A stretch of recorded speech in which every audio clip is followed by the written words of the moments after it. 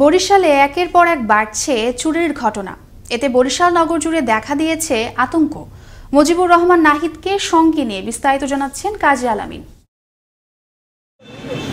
সিসিটিভির এই ফুটেজ সম্প্রতি ঘটে যাওয়া একটি দোকানের চুরির দৃশ্য।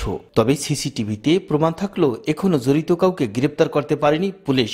গত এক মাসে নগরীর বিভিন্ন বাসাবাড়ি সহ ব্যবসা প্রতিষ্ঠানে ঘটেছে অনেক চুরির ঘটনা।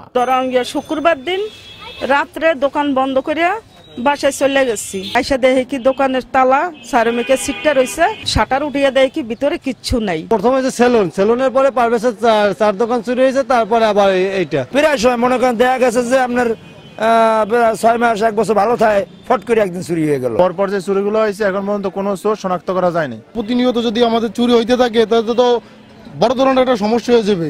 তবে চোর চক্রদের ধরতে প্রশাসন মাঠে কাজ করছে বলে জানান এই কর্মকর্তা। মাননীয় পুলিশ কমিশনার মহোদয় বলেছেন যে এই যে কোনো ভাবে হোক এই চুরির বিরুদ্ধে আমাদের কাজ করতে হবে।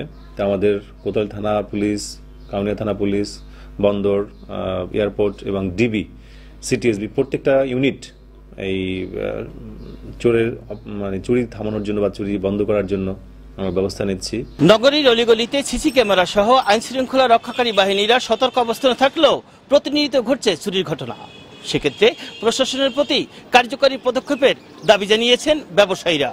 কাজী আলামিন, আনন্দ টিভি, বরিশাল।